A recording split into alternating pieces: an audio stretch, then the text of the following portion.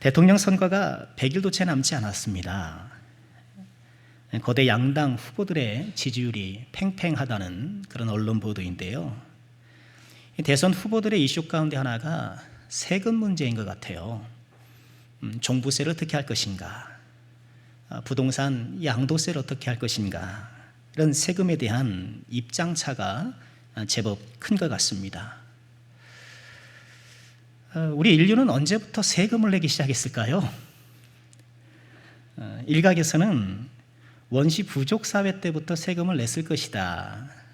왜냐하면 또 사냥하고 농사지은 그런 식량을 다른 부족에게 뺏기면 안 되니까 그것을 지키기 위한 사람들을 따로 세워야 했고, 또 그들을 지원하려면 식량의 일부를 세금으로 냈어야 했을 것이다.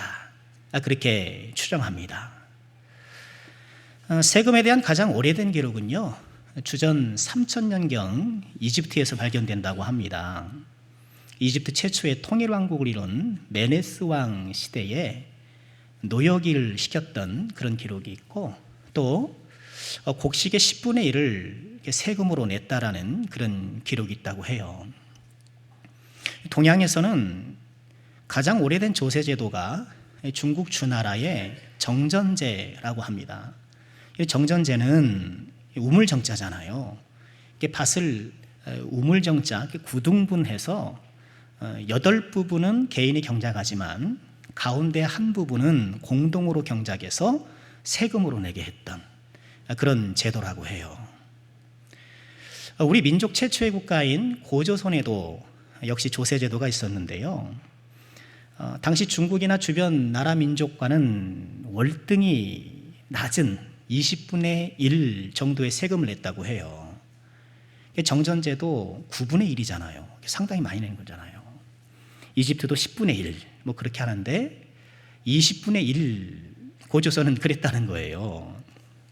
굉장히 낮은 세율인데, 그래서 맹자는 고조선이 이렇게 낮은 세율에도 불구하고 나라가 운영될 수 있었던 것이 지도층이 궁궐을 짓거나 뭐 사원을 짓거나 이런 큰 일을 벌이지 않고 사치하지 않았기 때문이다. 그렇게 평가하기도 했답니다.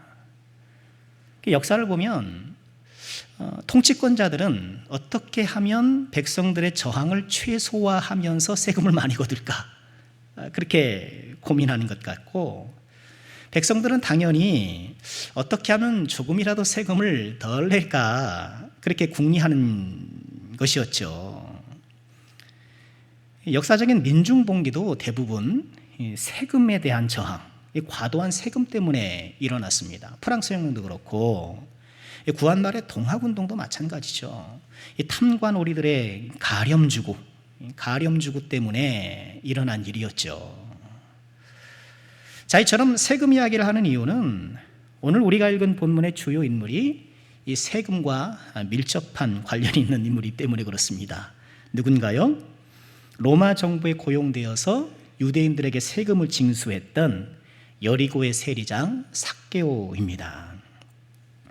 우리가 잘 아는 것처럼 예수님 당시의 팔레스타인은 이미 오래전부터 로마의 식민 지배를 받고 있었죠.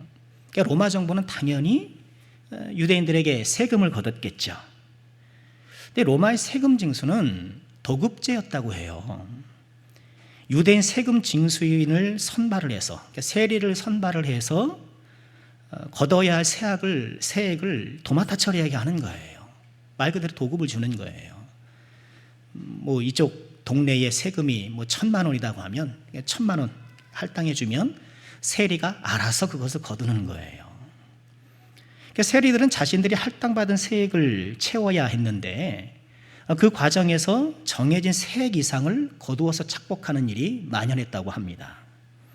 나름 이유도 있었을 거예요. 뭐 세금을 내라고 하면 누가 제때제때 착착 내는 게 아니잖아요.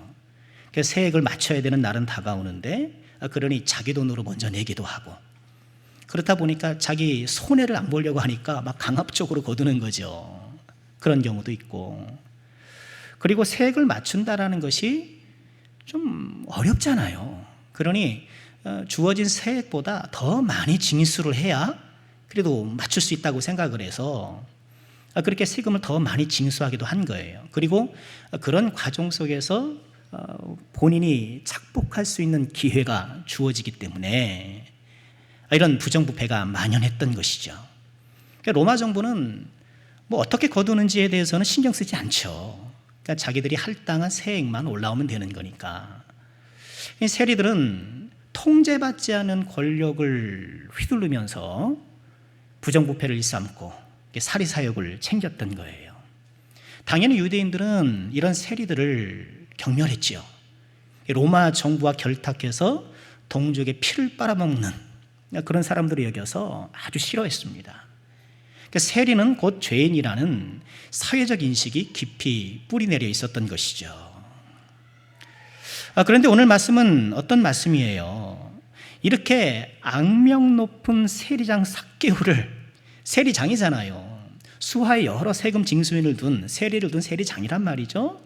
이런 세리장을 누가 만났다는 거예요? 예수님이 만났다는 거예요.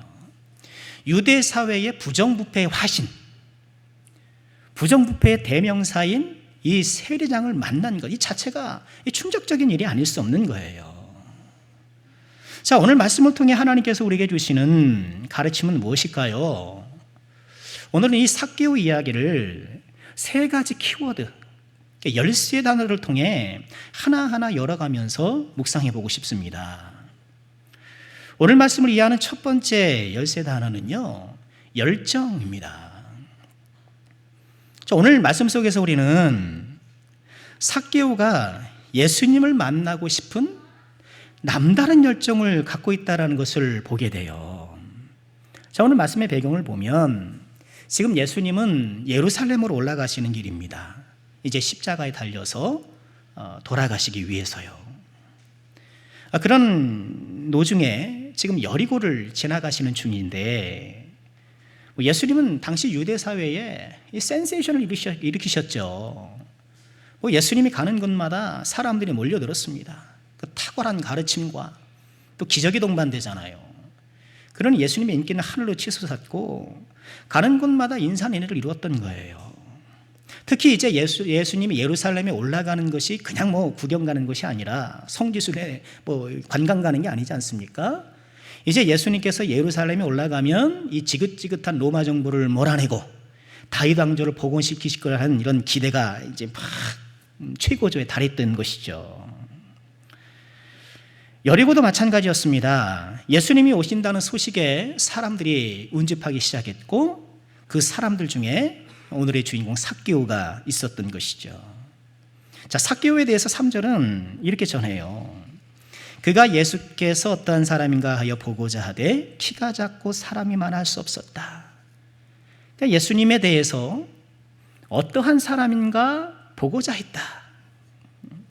아마도 예수님에 대한 소문을 진즉에 들었던 모양이에요. 그는 예수님이 어떤 사람인지 궁금했는데 그래서 길로 나갔더니만 이미 사람들이 다 자리를 잡고 있고요. 또 본인은 키가 작아서 키가 얼마나 작았는지 작았던 것이 분명해요. 몇 센치인지는 모르겠지만 키가 작다라는 것에 딱 특정한 걸 보면 눈에 띄게 작았던 것이 틀림없어 보여요. 그러니 예수님을 볼 수가 없었던 거예요. 그래서 어떻게 하나요? 2절에 4절에 보면 앞으로 달려가서 보기 위하여 돌 무화과 나무에 올라갔다. 그러니까 지금 이 자리에는 사람들이 가득 차 있으니까 비집고 들어갈 수 없으니 이 길 앞으로 달려갔다는 거예요. 예수님이 점점 가시면 이게 지나갈 만한 그 예측되는 길이 있을 것 아닙니까? 그러니까 그 앞으로 달려가서 돌 무화과 나무에, 이전 성경에는 뽕나무라고 했습니다만 이 나무에 올라가서 예수님을 기다리고 있었던 거예요. 자, 이런 삭개오의 모습에서 우리는 삭개오가 그저 예수님이 어떤 분인가 궁금하네, 어떻게 생긴 분이야? 이런 단순 호기심 이상의 마음을 지키고 있다는 것을 알 수 있어요. 그렇잖아요. 다 큰 어른이 아무리 유명 인사가 왔다 하더라도 나무에 기어 올라가는 게 쉬운 일은 아니잖아요. 나무에 오르는 일은 여러 가지를 감수해야 되는 일이었어요. 우선은 본인의 체면이죠. 그래도 세리장인데, 여리고의 세리장인데 아무리 좀 연예인급의 유명 인사가 왔다고 해서 막 나무에 올라간다? 이건 아무래도 체면이 손상되는 일이죠. 점잖지 못한 행동이에요. 뭐 군산 세무서장님이 누구신지 모르겠습니다만 유명 인사가 왔다고 해서 세무서장님이 막 나무에 올라가고 그런다면 얼마나 좀 우스꽝스러운 일이겠습니까? 체면도 체면이지만 이렇게 나무에 오르는 것은 많은 유대인들의 조롱과 비웃음을 감수해야 하는 일이었어요. 왜 그렇잖아요. 미운 털이 박힌 사람은 뭘 해도 미워요. 남편이 미우면 밥 먹는 꼴도 미운 거예요. 걸어가는 것도 미운 거예요. 미운 털이 박히면 그래요. 자, 삭개오, 여리고에서 삭개오에 대한 사람들의 인식은 어때요? 동족의 피를 빨아 자기 배를 채우는 흡혈귀 같은 존재. 여리고에서 가장 미움받는 사람, 이런 사람이 나무에 올라갔다고 생각해 보세요. 안 그래도 세일이라는 이런 직업 때문에 미움을 받았는데 게다가 키도 작으니까 사람들이 다 경멸하고 조롱했을 거란 말이에요. 이런 사람이 나무에 올라가면 그걸 지켜보는 사람이 어떻겠습니까? 아이고, 저 인간 또 왜 저런데? 아이고, 주책 왜 저런데 하면서 누군들 다 비난하지 않았겠습니까? 눈치 빠른 삭개오가 그것을 모를 리가 없지요. 그런데 삭개오는 그것을 개의치 않더라는 거예요. 예수님을 보고 싶은 열망이 그 안에 가득했고, 자기 체면이나 또는 사람들의 조롱, 이런 것은 좀 아랑곳하지 않고 지금 나무 위로 올라가는 거예요. 이게 단순 호기심 이상인 거예요. 삭개오는 왜 이렇게까지 예수님을 보려고 했을까요? 왜 이렇게까지 할까요? 성경은 이 삭개오의 내적 동기에 대해서는 이야기하고 있지 않아요. 세리장이고 부자로 살아왔지만 여리고 사람들의 욕을 한 몸에 받는 이 여리고의 욕바지, 이런 욕바지로 살아왔던 자기 삶의 깊은 회의감, 또 후회가 들었던 것은 아닐까. 또 그런 터에 예수님의 제자 중에 세리 출신 마태가 있잖아요. 저 예수님은 세리로 저렇게 흔쾌히 제자로 받아주는 걸 보니 저분을 만나면 뭔가 내 인생의 돌파구를 마련할 수 있는 것은 아닐까. 뭐 그렇게 기대했을 수도 있겠죠. 그런데 정확히는 알 수 없습니다. 근데 칼빈 목사님은 삭개오의 이런 행동에 대해서, 그의 내적 동기에 대해서 이렇게 견해를 밝혀요. 하나님의 감동이 아니라면 그가 예수님을 이렇게 보고자 열망할 수 없었을 것이다. 이렇게 해석을 해요.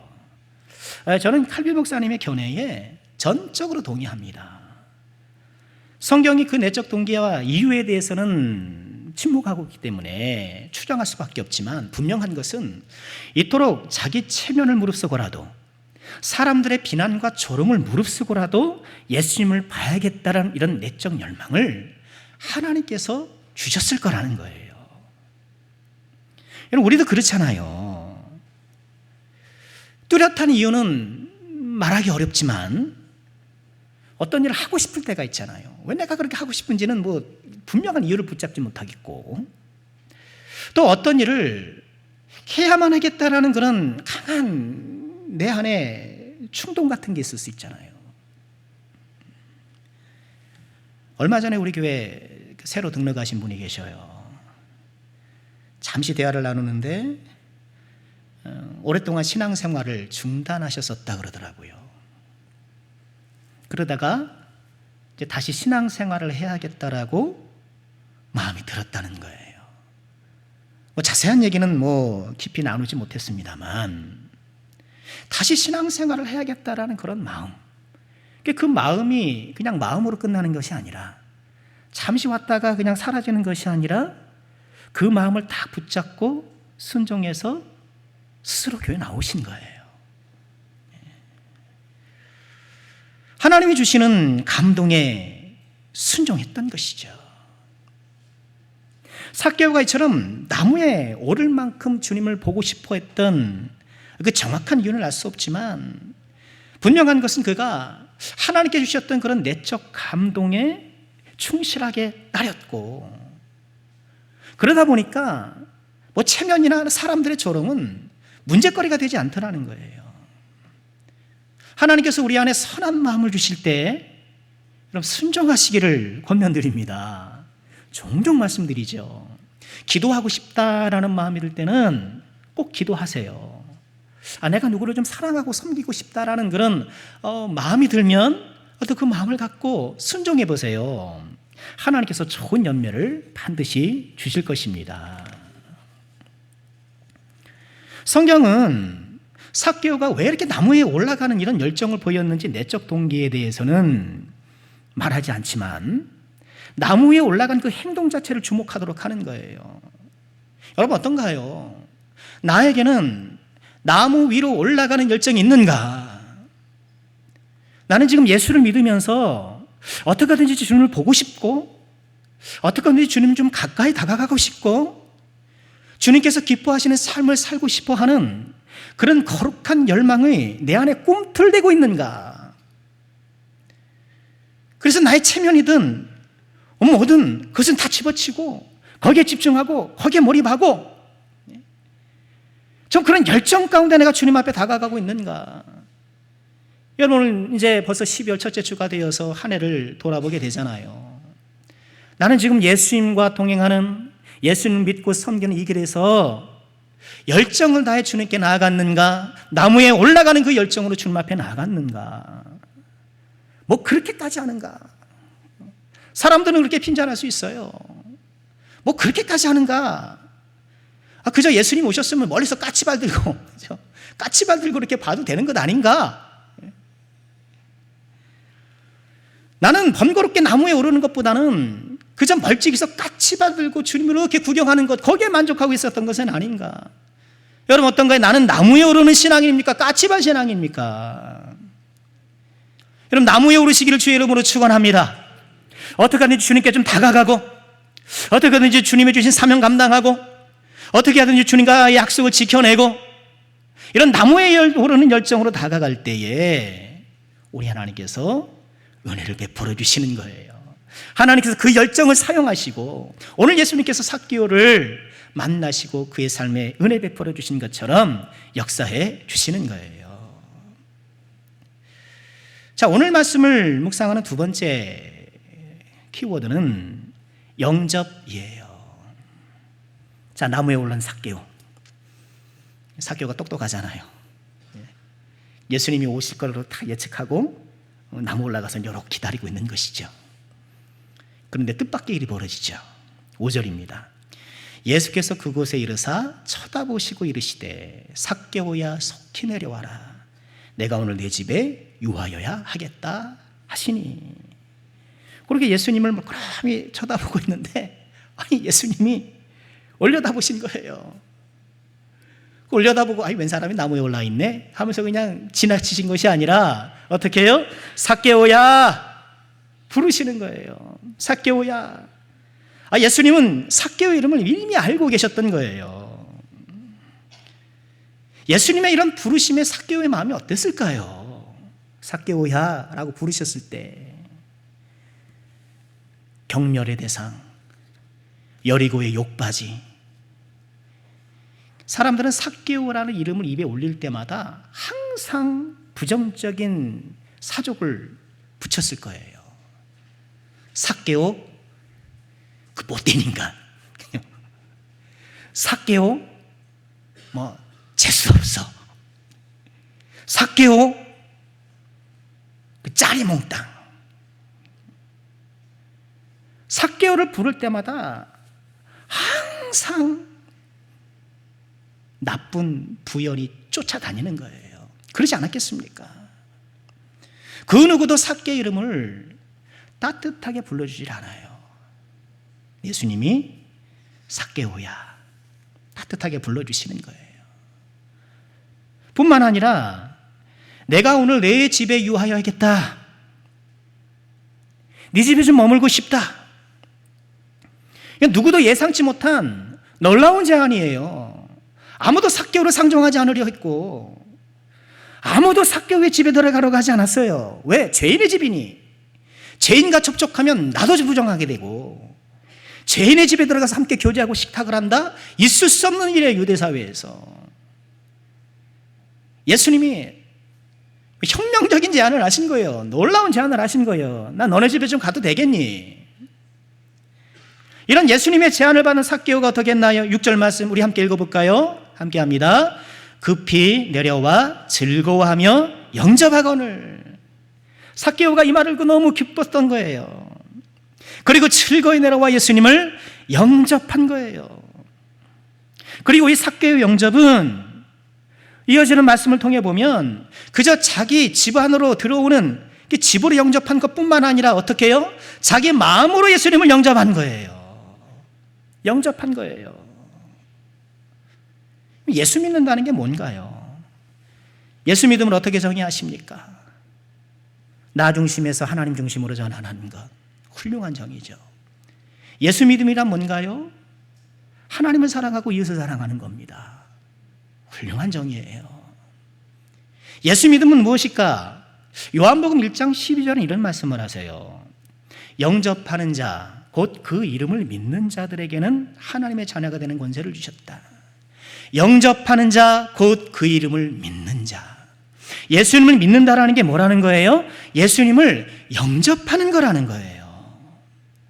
영접이 뭔가요? 예수님을 내 마음에 모셔드리는 것. 예수님을 내 마음에 드리는 거예요. 가끔 우리는 예수님 믿는 것을 예수님에 대한 몇몇 중요 교리에 동의하고 인정하는 것으로만 생각하는 경향이 있어요. 물론 우리가 지적으로 동의하고 인정하는 것은 굉장히 중요한 거예요.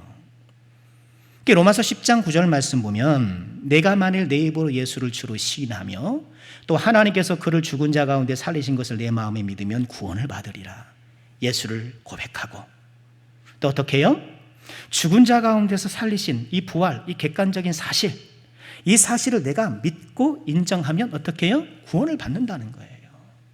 귀한 말씀이죠. 맞아요. 그런데 이 말씀만 보면 안 되죠. 그래서 한때는 그러는 거예요. 당신 예수님이 당신을 위해 십자가 달려 돌아가신 것 믿어요? 믿습니다.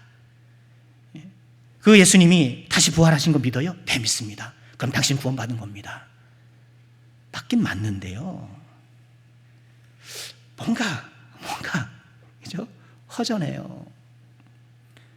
저 같은 모태신앙이 허전한 게 그런 거예요. 어렸을 때 교회 다니니까 줄줄이 외요. 예수님이 하나님이 창조하신 것, 우리 죄를 위해서 돌아가신 것, 부활하신 것, 다시 오실 것, 그걸 모르는 사람이 없고 믿지 않는 사람이 어디 있겠어요. 그런데 마음이 공허해요. 그 공허함을 조금 달래주는 게 신비적 체험이에요. 막 기도하고 방언도 하고 은사도 체험하고 하나님이 살아계신다는 걸 아는 거예요. 그런데도 채워지지 않음이 있어요. 뭐 때문일까요? 예수님이 내 마음속에 깊이 자리 잡지 못하기 때문이에요.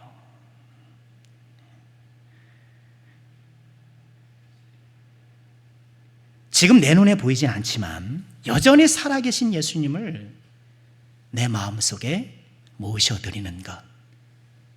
여러분 그런 과정이 있으셨어요?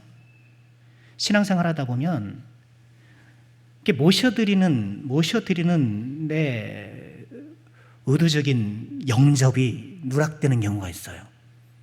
예수 믿고 충성하고 은혜 받고 하다 보니까 이렇게 된 거지.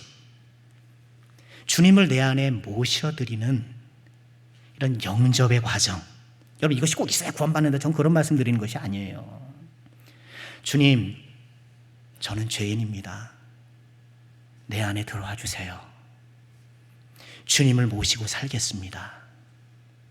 내 가슴에, 내 마음속에 예수님을 자리 잡게 하는 것. 이것 없이 머리로만 내 마음이 허전한 거예요. 여러분, 믿음은 다만 머리의 영역이 아니라 가슴의 영역이에요. 우리 주님을 영접해야 되는 거예요. 가만보면 그래요. 오랫동안 예수님을 믿어도 때때로 나무에 올라가는 열정도 있지만 예수님을 마음속에 모시고 사는 사람들은 생각보다 많지 않더라는 거예요. 예수님을 모르는 것은 아니에요.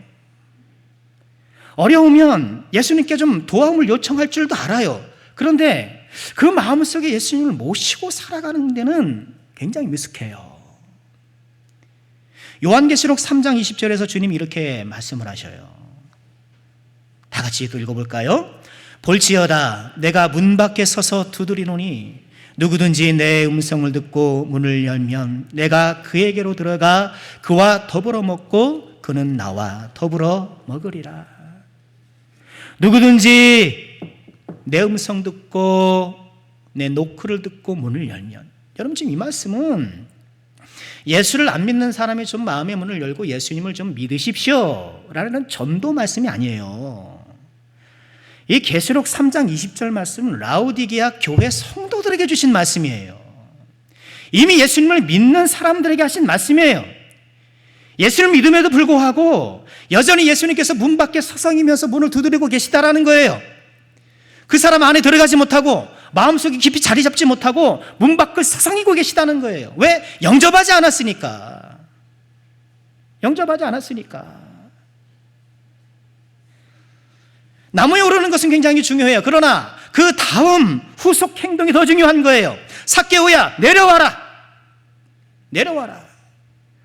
오늘 설교 제목이 삭개오야 내려오라는 거예요. 내려와야 돼요. 나무에 올라가는 열정은 훌륭하지만, 높이 칭찬해야 되지만 그것으로 끝나는 것이 아니라 내려와서 내가 너의 집에 들어가려고 하는데, 내가 너의 마음으로 들어가려고 하는데 마음을 열고 나를 받아주렴.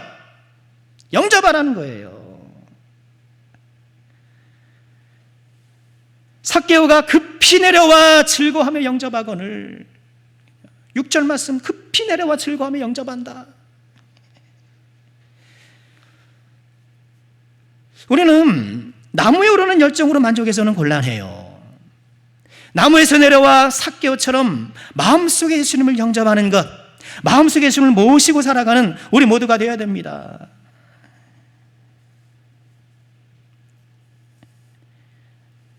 오늘 말씀의 세 번째 열쇠는 변화예요. 예수님이 삭개오의 집에 들어가니까 사람들이 수군거리기 시작합니다. 7절 보실까요? 무사람이 보고 수군거리리되 저가 죄인의 집에 유하러 들어갔도다. 예수님을 비난하기 시작하는 거예요. 삭개오야 본래 죄인이니까, 본래 제쳐놨으니까 그렇다 치자 이거죠. 아니 그런데 자칭 메시아라는 자가 어떻게 저런 사람의 집에 들어가는가? 부정부패의 화신, 저 죄인의 집에 들어가는가? 참고로 오늘 말씀에 보면 5절과 7절에 유하다라는 단어가 거듭 등장하잖아요. 5절에 유하다라는 이 단어는 메노라는 단어인데요, 말 그대로 이렇게 머물다는 거예요. 내가 너네 집에 좀 머물게, 그런 뜻이에요. 반면에 7절에 유하다라고 이렇게 번역된 단어는 카탈리오라고 해요. 이 단어는요, 원래 리오가 이제 파괴하다, 무너뜨리다 그런 뜻인데 그 앞에 까따라는 전치사를 붙이는 거예요. 그러니까 어떤 말에다가 앞에 뭘 붙이면 그 의미가 강해져요. 일전에 제가 비슷한 우리말의 사례도 말씀드렸죠. 우리나라 말도 먹다 앞에 초를 붙이면 처먹다가 돼서 뜻이 팍 거칠어지고 강해지잖아요. 그런 거예요. 이 까탈리오도 파괴하긴 파괴하는데 뭐 왕창 파괴하는 것. 그러나 본문에서는 뭐 파괴하기 위해서 들어갔다 이건 아니고, 지금 예수님이 이 삭개오의 집에 들어가는 것을 아주 부정적이고 나쁜 뉘앙스로 말하는 거예요. 그러니까 이 뉘앙스를 살려서 좀 번역을 해본다면 뭐 그런 게 될 거예요. 그가 죄인의 집에 유하로 기어 들어갔다. 좀 이렇게 이런 식으로 아주 나쁘게 말하는 거예요. 세리의 집에 들어가는 것이 못마땅하고 불쾌했던 거예요. 이렇게 집 밖에서 비난의 웅성거림이 있을 때 여러분 집안에서는 어떻습니까? 이 놀라운 선언이 이어지는 거예요. 8절 말씀 보실까요? 이렇게 예수님을 영접한 삭개오가 예수님께 이런 선언을 합니다.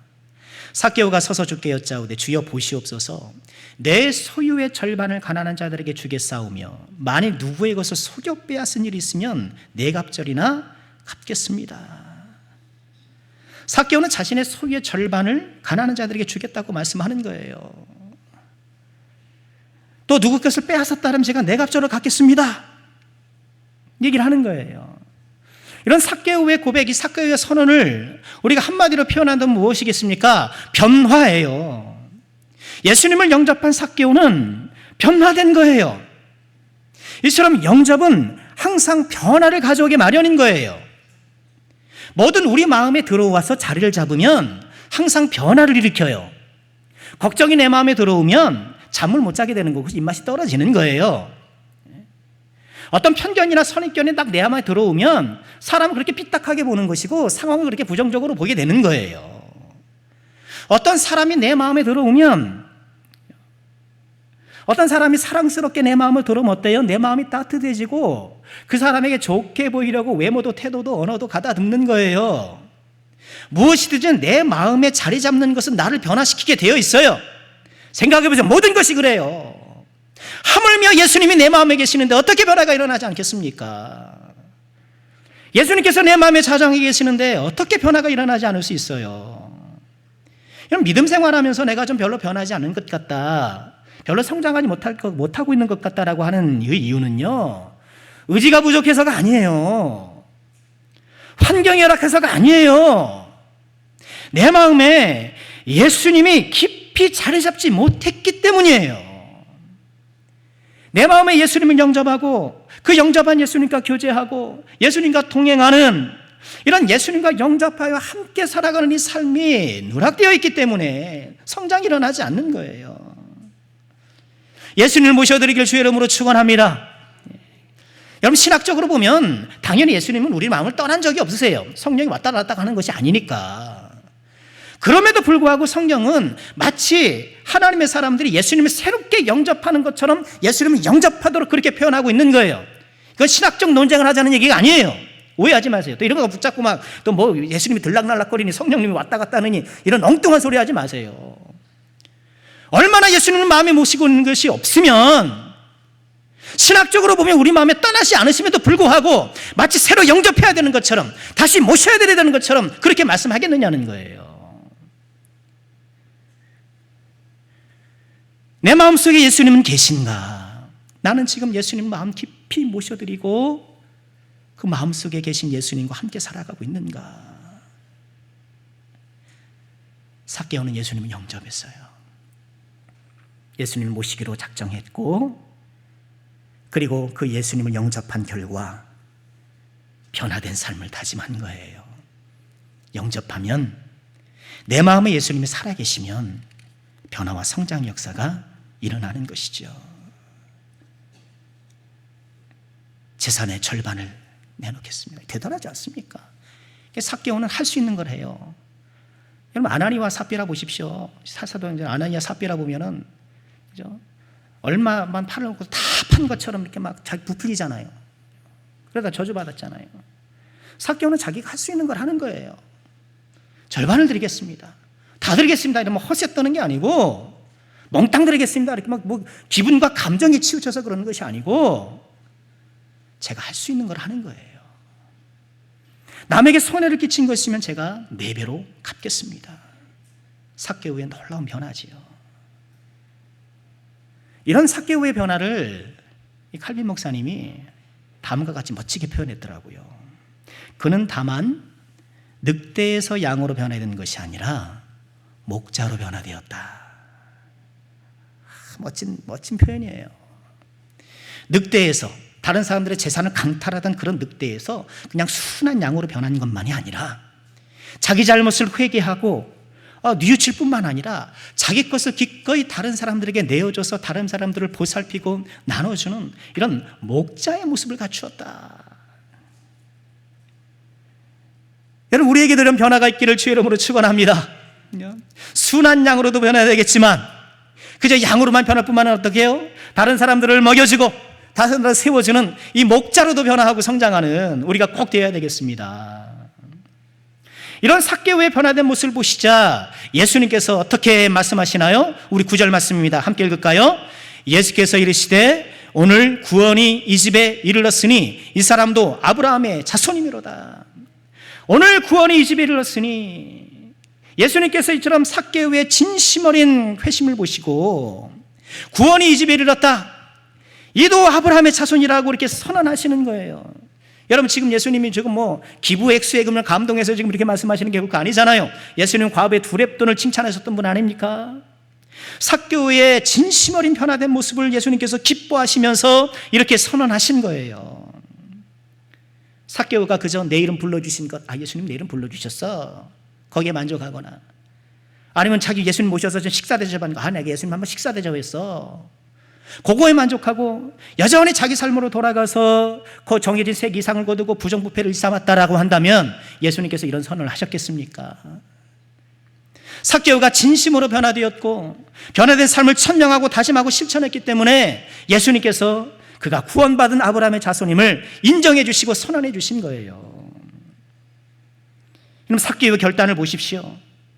예수님, 제가 이제부터 기도생활 열심히 하겠습니다, 제가 예배생활 잘하겠습니다, 그런 다짐이 아니에요. 어떤 다짐이에요? 자기 직업을 수행함에 있어서 부정부패를 버리겠습니다, 이거예요. 여러분, 이게 진정한 변화 아니겠습니까?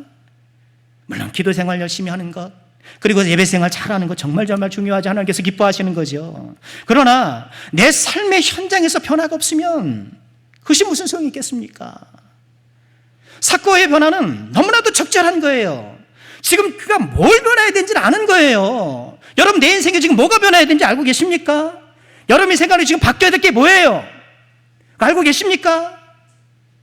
하나님께서 그것을 보게 하시고 그것을 바꿀 수 있는 용기를 주시고 능력을 달라고 기도하시길 바랍니다. 내 삶의, 내 직장과 내 일상생활에 실질적 변화가 없으면 그건 변화가 아니죠. 지난 11월 25일 목요일에 우리 노회에서 서울의 산정연교회 김관선 목사님이라는 분을 모시고 목회 세미나를 한 적이 있습니다. 근데 그분이 그런 말씀을 하시더라고요. 그분은 그분 교회 성도님들에게 그렇게 강조한다고 해요. 여러분, 교회에 목숨 걸지 마십시오. 교회에 목숨 걸지 말고 여러분 삶에 목숨 거십시오, 그러신다는 거예요. 전 그게 속 들어왔어요. 그럼 교회에 목숨 걸지 말라는 게 뭐예요? 교회 생활 대충 하라고 그런 얘기 아니죠. 그 말씀의 의도는 뭔가요? 정말 중요한 건 내 삶의 현장이라는 거예요. 내 직장과 내 가정이야말로 하나님의 뜻을 이루어야 될 최고의 사역 현장이라는 거예요. 진정한 변화는 직장 생활에서 나타나야 돼요. 진정한 변화는 나의 경제 생활을 통해서 나타나야 해요. 내 가정 생활에서 나타나야 해요. 인간관계 속에서 나타나야 해요. 삭개오는 바로 그런 변화를 하나님께 보였고 예수님께 보였고, 예수님은 삭개오의 그런 변화를 지금 칭찬하시고 이렇게 기쁨의 선언을 하시는 것이죠. 바라고 원하는 것은 우리 안에 이런 놀라운 변화가 나길 주의 이름으로 축원합니다. 지금까지 그걸 묵혀왔고 다 관행이니까, 삭개오 관행 아닙니까? 본인만 그렇게 하니까 세례들 다 그렇게 하는데 모든 세례 다 그렇게 부정부패 입삼고 사리사욕 챙기면서 다 그러고 사는데 그렇게 스스로 일하지 않았다는 거예요. 모두가 다 그렇게 하더라도 자기는 안 하겠다라고 지금 결단하고 부정부패에서 손 떼고 정직한 경제활동을, 정직한 직장생활을 하겠다라고 지금 다짐하고 있는 것 아닙니까? 우리 삶의 실질적 변화를 위해서 여러분 고민하시길 바랍니다. 기도하시길 바랍니다. 그를 통해서 예수님의 놀라운 선언이 우리 모두에게 들려지기를 주님의 이름으로 축원합니다. 말씀을 마치겠습니다. 삭개오 이야기를 세 가지 열쇠 단어, 열정, 영접, 또 변화로 묵상해 보았는데요. 더 중요한 것이 있습니다. 그것은 예수님이 계시다는 거예요. 예수님이 계셨기 때문에 삭개오의 나무에 올라가는 그 모습이 주책이 아니라 열정이 되는 거예요. 예수님께서 먼저 다가오셔서 삭개오에게 내 집에 유하여겠다라고 말씀하셨기 때문에 영접할 수 있었던 거예요. 예수님께서 삭개오의 식탁뿐만 아니라 그의 마음에도 좌정하셨기 때문에 변화가 일어난 거예요. 예수님이 계셨기 때문이에요. 그리고 그 예수님이 지금 여러분 곁에 계세요. 우리 곁에 계세요. 삭개오를 부르시듯 우리를 부르고 계시며 우리 마음속에 들어오고 싶어 하십니다. 예수님을 향해 열정적으로 나아가시기 바랍니다. 예수님을 내 마음 한가운데에 모셔드리시길 바랍니다. 그리고 예수님과 더불어 변화된 삶으로 나아가시길 바랍니다. 여러분도 아브라함의 자손입니다. 이 귀한 은혜가 우리 삶 가운데 온전히 펼쳐지기를 주님의 이름으로 축원합니다.